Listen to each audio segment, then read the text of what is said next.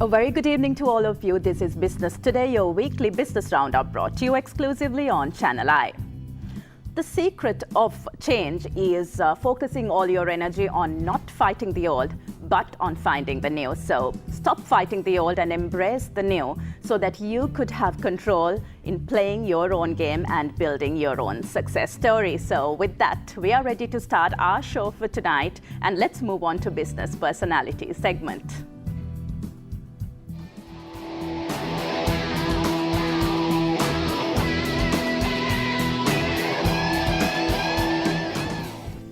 Yes, today we have a very young business personality who did not fear to chase after his dream to make it a reality. So before we meet him, let's connect with the introduction clip.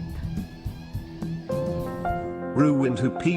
is a managing director and head of the Colombo office of Stacks, a global strategy consulting firm with offices in Boston, Chicago, New York, and Colombo, Sri Lanka. Ruwintu's passion is to help Asia-based companies grow into global brands while attracting global investors to participate in the tremendous potential in the region. Starting July 2017, he serves as the chairman of SLASCOM, the Innovation and Knowledge Chamber of Sri Lanka, that acts as a catalyst of growth for the Sri Lankan IT and knowledge services industry.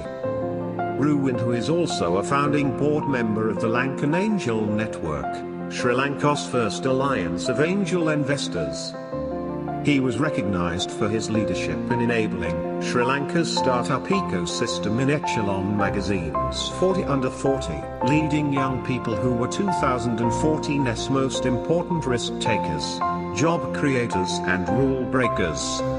Prior to joining Stacks, Mr. P. was vice president and the global head of operations for Virtusa Corporation, a global information technology services company providing IT consulting, technology and outsourcing services. In this role he was accountable for strategy execution via business planning, resource management and overall operations optimization. During his 10 years at Virtusa, Mr. P. has successfully implemented multiple complex solutions for global 500 companies in the banking, financial services, insurance and telecom industries, transforming their data and information into critical dashboards and decision tools. Mr. P. earned an MBA from Edith Cowan University, Australia, and is an electrical engineering graduate from Queen's University, Canada. He completed his primary and secondary education at St. Peter's College, Colombo, Sri Lanka. Yes, he is Mr. Ruwintu Pires. He's the Chief Executive Officer, Managing Director of Stacks, and he's also the Chairman of SLASCOM. A very good evening to you. Very good evening to you. All right, to start things off, you're an individual who did not fear taking risks in your career. Mm-hmm. How risky were your moves, and what were the traditional rules you have broken already to get to this position today? Sure. I think it's probably important to kind of go back, and a lot of this stems, I think, from thankfully my parents, who kind of broke some of the rules and took some risk very early on in my life. My parents were working in Canada when I was born, so I actually grew up in Canada till I was about 5 years old. And they decided that it was important for me to grow up with local roots. So they brought me back to Sri Lanka, and then I kind of had to adjust and accommodate myself into a new environment. And so I think a lot of that early start of having to kind of change, adapt new at an early age kind of really set me up for that. And I think probably what kind of extended from that was really being able to kind of have a very deep sense of what's important and being able to chase after that from a small age. I think one defining moment for me was having had a very successful career with Virtusa. Mm-hmm. Obviously a very respected company, grew tremendously. I was lucky enough to be there at the right time in the right place. When I joined the company, we were about 150 team members, grew exponentially, got listed on the NASDAQ. So success came pretty early to me, and I think I was fortunate to be able to learn from some of the best at the time and be of an amazing journey. Part of what happens to you when you do that is that you really start putting a lot of self-pressure on yourself. You kind of put into this scenario where you demand a lot of yourself. And IT is one of those industries where there's a lot of constant change. And in some instances, actually, you kind of think that you're really invincible in many cases because you're taking on tasks that sometimes seem impossible and you still somehow deliver them. And I think, after having quite a bit of a successful run, it all of a sudden dawned on me that, this wasn't just exciting anymore. It's not what you want. Just wasn't what I want. It was, and it's interesting, and I'll share this. It's a very personal story, but I think it's worth sharing because I feel a lot of people, especially in today's day and age, have a high risk of going through this themselves. And I actually, at the time, unknowingly, and in hindsight, it became clear that I was actually going through depression. Okay. And I think one of the biggest problems that you have, and there's a huge social stigma around that, unfortunately, right? And it's odd because, if someone was to trip and fall and break their hand, no one asks any questions. And it's taken, quite seriously. You're taken to hospital, you'll be put a cast. But if someone happens to have an ailment with their mind, there's such a social stigma around it. And God forbid that you really talk about it or you actually get accepted. And I think one of the biggest issues is that people who are going through that are trying to find reason as to why they're going through it. And you don't ask why you broke your hand, right? You broke a hand and you deal with it. You treat it. Unfortunately, I think a lot of that based on that. And then again, so I can only speculate what led me to that. And I think right now in hindsight, a lot of that has to do, as I said, a lot to do with self-pressure, right? You kind of have that and you have this inner want of wanting to explore more. And when you can't do that for yourself, you start, there's an imbalance. When you have so many red tapes. So many red tapes. I think part of it also was that, as I said, I was lucky enough to join the company in a very, very early stage. It was very entrepreneurial, a lot of responsibility very early on. We were able to kind of make change very fast. But then it grows and you get listed. And as soon as you get listed, you start running your life quarter to quarter. You're driven by analysts. What they speculate to be is important. And I think in many ways I probably didn't mature professionally to kind of really adjust to that need. Anyway, again, as I said, I'm finding reason as to why I went through it. Doesn't matter, I kind of went through that. But so I had a lot of clarity of what wasn't working. And I knew it just wasn't what I wanted to do. And I think, again, thankfully, based on some of the inherent self-esteem and just confidence that I got from my parents early on, I was able to kind of draw the strength and say, you know what, let's act on what I do know. I know this is not exciting anymore. And I'm a person who's always been able to kind of do what I love doing and not really succumb to doing anything else. So I said I didn't know exactly what I wanted to do or what I was going to get into, but I knew that I wasn't happy in what I was doing. So I said, you know what, you had to get out. I'm going to go. And it sounds simple, but honestly at that time, it's not that simple because you've grown in stature, you've got into a lifestyle that's actually quite comfortable. You've kind of built a lot of costs around you, which are quite ballooning. So it was quite of a risk, and it's a very risky proposition at that time. But I'm glad that I had a very supportive infrastructure around me, starting from my wife and my kids to my parents, my friends, that was able to kind of say, you know what, let's take a step back and really, cut all my unnecessary expenses. Take a view of saying for the next year, I'm going to just not have any income coming in, but really explore what I want to do. The best thing that ever happened to me. And I think as I look back, this is, going back 7 years ago. And, I think it would have been, it didn't seem much longer at the time, but would have been maybe 3 months or 4 months really. But in that 3 to 4 months before I kind of got back into, and I'll tell the story, got into Stacks, I explored a variety of stuff, all the way from going back to, my father had bought a farm, a coconut farm. And I said, you know what, I'm going to go start doing a dairy farm there. I had all the time, I had nothing else to do. And I said, let me try that risk. So I started a dairy farm. I explored opportunities and I actually got into a joint venture doing a car wash in one of the lands that my father again had inherited from my father in Jayala. And it's amazing what you're able to do when you actually don't, you get to a point of when there's no fear. And no option. And no options, right? So I think it was forced on me in many ways by my own infliction, but that was amazing. I think it's one of the most exhilarating moments going back. Right. Okay, so here you're today heading the local operation of a global IT consultancy firm. So can you give an overview of Stax and how big the local operation is? Sure, yeah. So Stax is actually a global strategy consulting firm. We're based, we have offices in Boston, Chicago, New York, and Colombo. Fundamentally, what Stax is doing is supporting companies globally that have a huge growth agenda. So we support them through organic means of growing their company as well as inorganic growth. In Sri Lanka, we have about 65 team members that support our global operations, as well as we support most of the large companies in Sri Lanka in terms of their growth aspirations. Right, so back in the days, IT was highly technical and the focus was mainly on cost savings, but now it's totally different and there's a lot of innovation and knowledge involved. So can you talk about how this industry has been transformed to what it is today? Absolutely, and I think that's a great point. You know, if you go back to the start of it, right, and there's a great book called The World is Flat by Thomas Friedman, actually, that gives a nice run into this. And you know, one of the first things that really happened was around the Y2K, when there was a huge fear around the 2 digits turning to 4 digits. And that kind of had this whole fear psychosis of large multinationals based in US and the Western world giving large outsourced contracts to mainly India and the rest of the world in Asia to be able to kind of help transition this, right?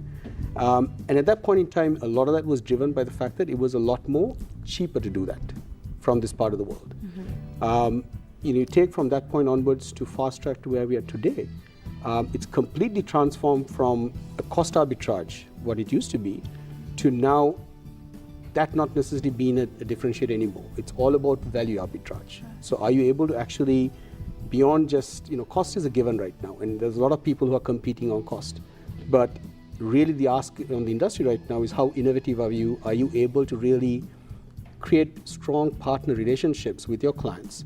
And in many ways, co-imagine a new future, right? So in a lot of the companies that we have in Sri Lanka, thankfully, have really been able to step up to that need and be very innovative beyond just the technical solutions, and also happening to be quite cost happy or cost leveraged. They're also able to kind of co-imagine new futures for companies to kind of disrupt their own industries. Right, so we see such innovations revolutionizing certain industries. Actually, certain business models of industries changed within a very, very short time period with such introductions coming into the market. So can you talk about how the intervention of IT has turned around industries locally and globally? Sure, and I think, you know, some of the more common ones are, you take, you know, the largest hotel in the world today. Is Airbnb. It is Airbnb. Right. Yeah. You just recently had Pick Me come on your show. Complete transformation, right? And I completely agree. I mean, in today's day and age in Colombo, trying to travel anywhere in the country or in Colombo is just such a hassle. And what IT has done is really kind of enable the process of being able to think anew, and as they call the shared economy, of really being able to kind of bring different resources and share it more effectively.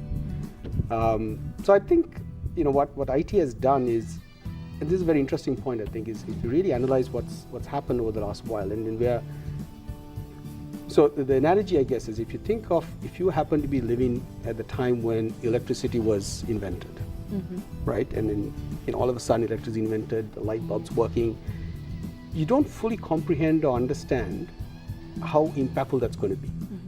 And I think in many ways we're going through that right now. Right, the transformation and the impact that is happening. And I think more than anything, what it has really done is it's really democratized the ability to dream. Right, you go back in history, the ability to chase your dream and to realize that was limited to a very few people. It took a lot of money, and you had to be very privileged to afford the chance of actually pursuing your dream. What IT has done is really democratize this. You can have many avenues. Absolutely, and the cost of failure has come down tremendously, right? You think of anyone starting a company and wanting to kind of go to market. So many companies mushrooming, which all they've done is they've actually advertised their services on Facebook. Absolutely zero cost if you do it organically. And if you happen to be a socialite that has multiple friends who are willing to share your post, you don't even have to spend a cent. Just purely based on your network, you're able to kind of position your product and get it to market and completely do the transaction.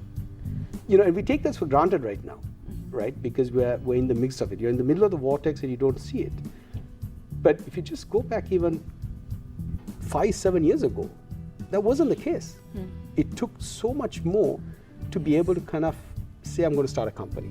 More traditional. So, very traditional. And I think, you know, it's an amazing time to be alive in Sri Lanka and in the world, I guess. Right.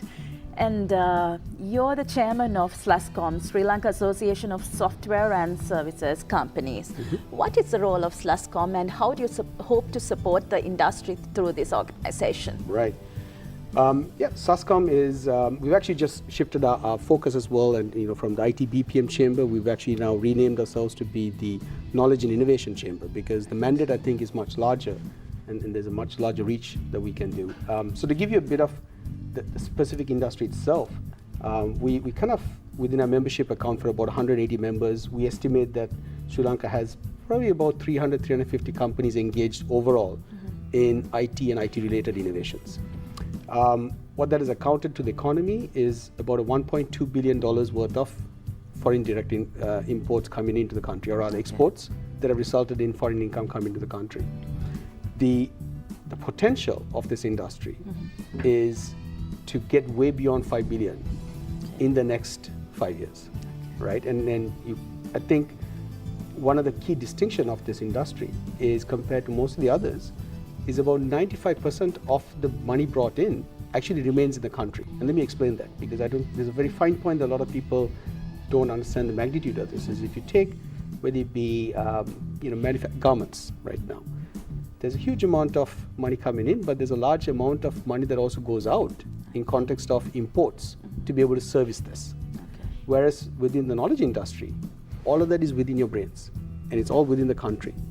Another key impact is that it's estimated that for every IT job, there's approximately another 3 jobs that get created around the support services to enable this industry, all the way from the taxi driver to the restaurants to upmarket retail, because the industry also boasts of a very high average earning capacity. You're talking about $1,500 on average that someone in the industry is earning. And right now there's about 60,000 employees working in this space exporting.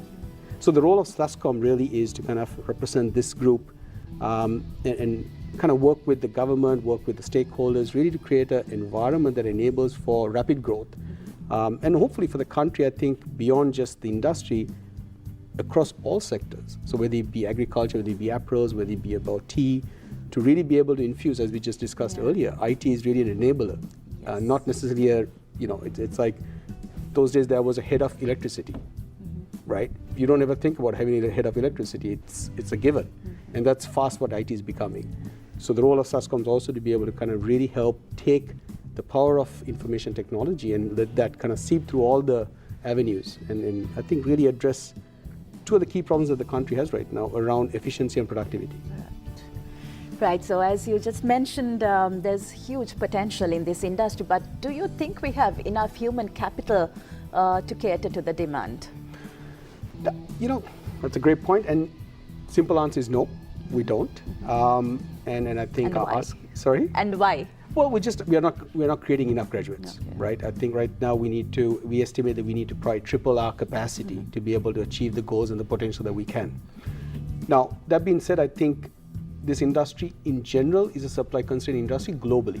So it's not just a very Sri Lankan specific phenomenon, right? Globally, if you ask anyone who's in this industry, they'll say that it's supply constrained. So it's not very unique to Sri Lanka.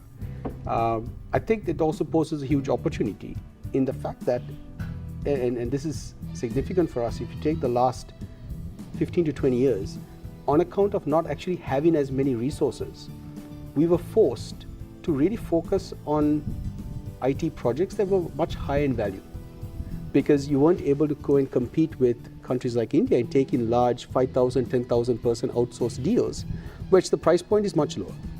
So because we were more constrained in our supply, we went out and really kind of fine-tuned our skills and leveraged the social skills and the softer skills that the country has to be able to kind of go after the high value-add stuff and really kind of forge strong high-end network partnerships. So that's boded really well for us.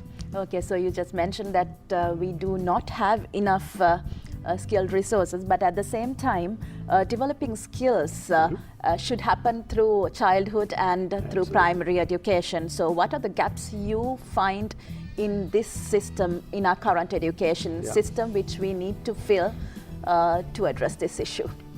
You know, I think that's a great question, and I think it's a simple shift, but a hard one to make. And it's a mind shift, right? A lot of it ties from the basis of really being willing to have an inquisitive mind and active learning. Unfortunately, our whole education system is driven on more of a feeder system. So we're told what to think, as opposed to really explore. So it starts from that, I think. And we're working hard on this. There's multiple programs, again, which SASCOM has taken on. We've initiated a Kids Can Code program, which very early on is going to kind of work with the school children, really to be able to open up their potentials to start thinking about, how do I really create stuff? And unfortunately, I'll take that as an example. If you take IT education in the school system today, we're taking these kids who, my 5-year-old kid, when he came out, technology they're born with, right? I mean, any one of you speak to anyone who has a kid, the parents are having their children kind of do the configuration of their phones, right? Kids know better than the parents. Kids know far better, right? These guys are far ahead of us. You go into the school and you sit through an IT class, and you should do this. Can you imagine what they've been taught? They've been told how to open Word, what the icons mean, how to save a program. They've taken Excel and told, on column X, row 4, it's mind-numbing, right? And so we're really driving our kids away from the true nature of what IT is. So I think it starts at that level. I think being able to really get into the children and help them really be able to explore their imagination and be able to realize some of these dreams. And I think to the extent that we're able to kind of do that, will really have an impact in terms of the next generation of children coming out, being able to be a lot more productive and contributing to the economy. Okay, so for those who aspire to pursue a career in IT, what are the attributes you should hold? Again, I think the technical attributes are a given, right? You're going to need one constant in the industry is that you're always going to have to learn.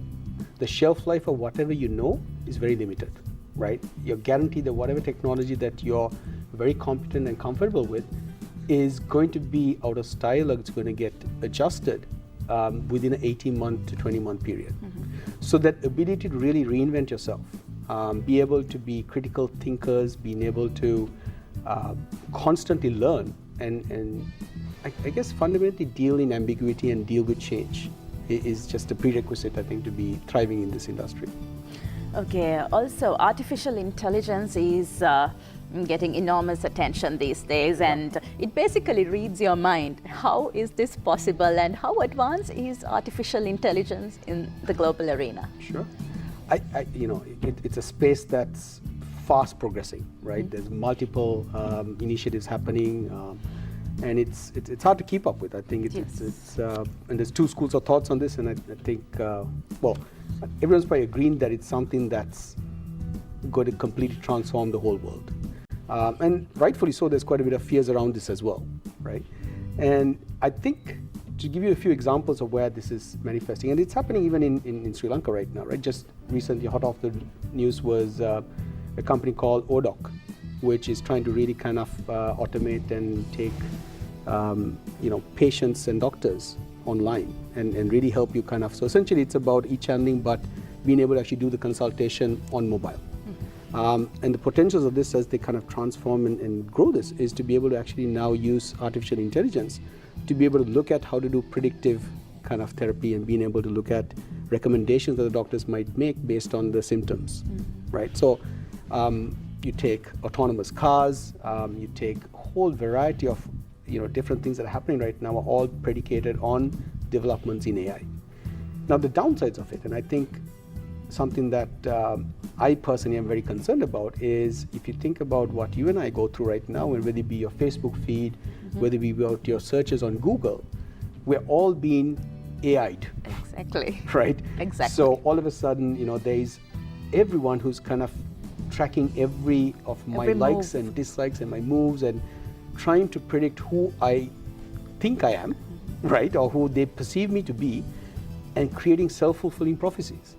So all of a sudden, and we know that, as humans, what really helps us grow is our ability to, expose ourselves to contrast, right? I have a certain frame of mind, I have a paradigm, but the moment I'm able to expose myself into something that's completely contrasting, that's when the aha moments happen.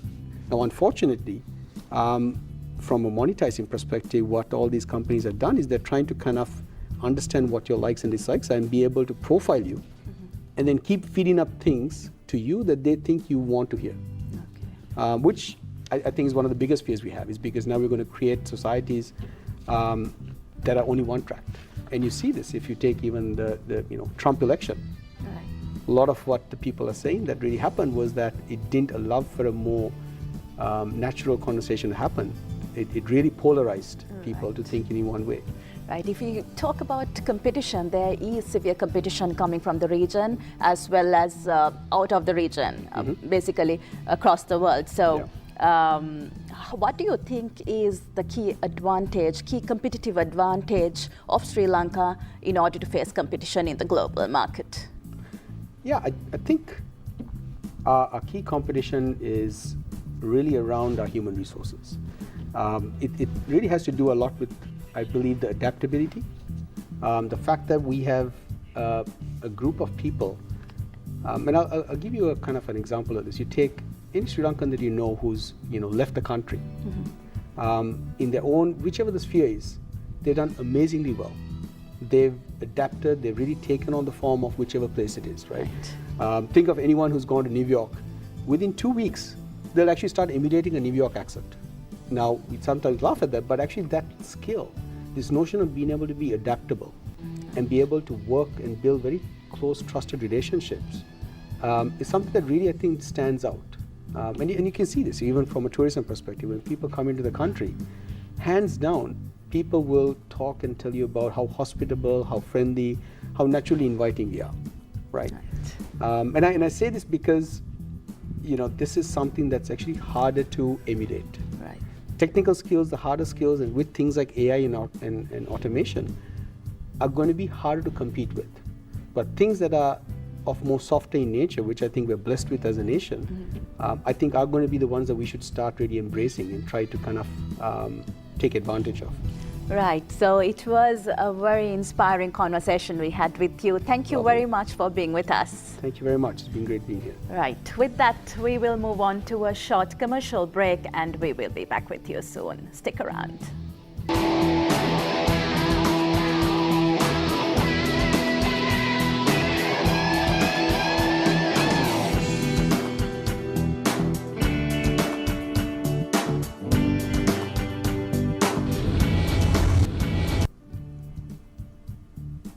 Welcome back to Business Today, and we are ready to move on to our final segment for the day.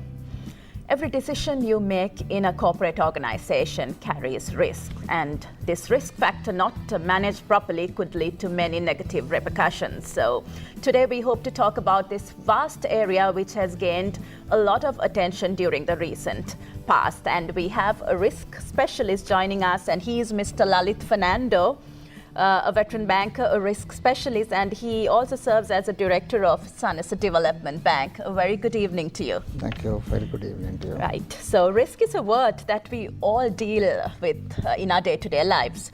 From the perspective of a business organization, how do you see risk?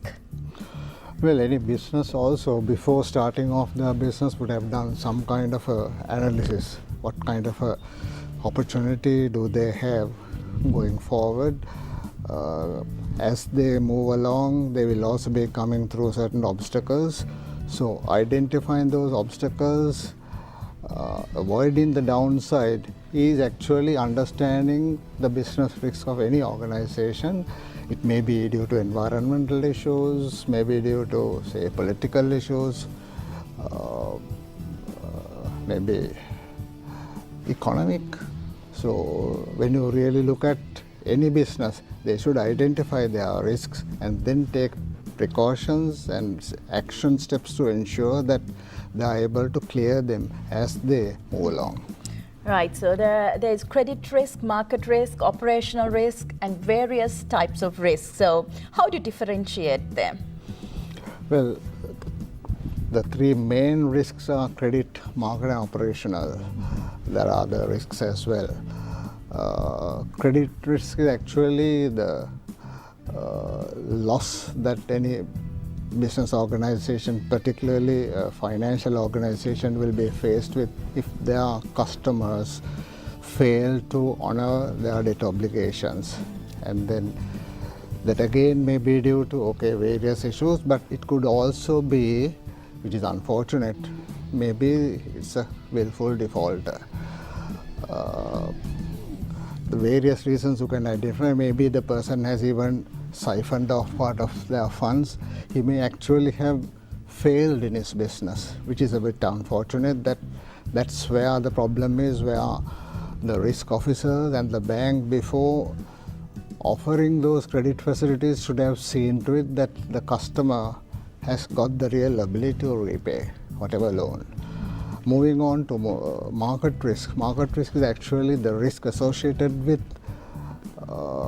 the movement in rates. It can be interest rates, it can be forex rates. If it is interest rates, let's say a bank or a leasing company or even a finance company, they must be having their lease portfolios.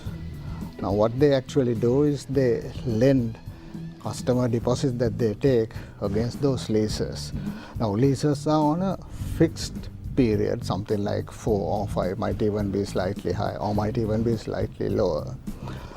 But the deposits that they take need not necessarily be to match that term. So if the loan tenor and the deposit tenor do not match, they are exposed to what we call interest rate risk.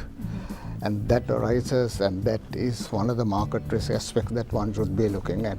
So banks have got to, it's very difficult, banks or financial institutions find it very difficult to match those funds, both loans versus the deposit that they get.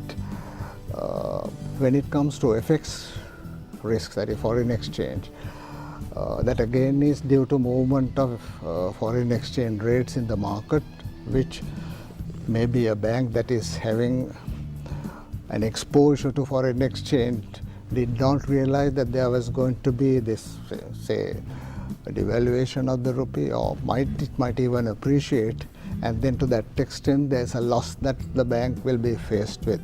So they have to take precautionary steps to ensure that if they cannot avoid, at least to minimize. Operational risk actually is where there are failures on the part of, say, the systems that a bank or a financial organization, or for that matter any organization is having. Those things can fail. Maybe system outages for, say, half an hour, 1 hour. I mean, I heard some time ago that there was an outage in terms of a mobile phone service provider, and that would have cost them fair amount of money, that half an hour outage or whatever. Then there can also be losses as a result of failures on the part of procedures. There are certain set procedures that they have got to adopt, fall in line, but if they do ignore, then there can be losses. As with, say, the people, say there can be a fraud, you never know, and those also can cause losses to the organization. Right. So if we concentrate on credit risk, how critical is credit risk for an organization? Well, if you take any financial organization, bulk of I would say the bulk of its earnings would come from the loans and advances. So if any of the customers fail to service a debt that has been taken, then that organization will initially have loss of income. So the profitability suffers, and when profitability gets affected, that very business unit in itself will get demoralized. The organization bosses would like to question as to what went wrong with that. So The risk officer will be questioned as to whether or not he saw the risk associated with that particular debt. Now, when a debt becomes bad after some time, depending on whether it's a bank or a financial or the leasing company or a finance company, the debt will be classified as non-performing. So the banks or that organization's NPL ratio, which is actually a measure of the quality of the lending book, it gets affected. As with the earnings, then when earnings drop, the return on assets will drop. When the earnings drop, the cost to income ratio would go up. And then there is also a loss of investor confidence. The share price can Very come critical. down. So it's a whole lot of chain reactions that as a result of a credit risk. So the best would be to take whatever precautions before a loan is granted through the involvement of a risk officer. Right. So what are the areas that should be taken into consideration when evaluating a credit proposal? Well, it depends on the customer and the type of facility you are going to be granting. You will have a basic retail customer who has a say a salary or fixed income, his employment income, which you can link to the repayment over a period of time. You are sure that he is professionally or otherwise qualified, that he can continue in his employment. So that's a fairly simple, where you can even have a checklist and tick off them and grant a loan. But when it comes to say SME or a corporate client, the whole heap of things that one has got to be looking at. What is the business he's trying to do? For how long has this person or the organization has been in business? What kind of facilities do they enjoy? What kind of security have they offered to other organizations? Who is actually running it? Are they professionally qualified? Is there a top team to manage the business? Is there a second tier in case people start leaving? Are they having enough people to take over those jobs? Do they have a product that can sell? Are they faced with any obstacles going along?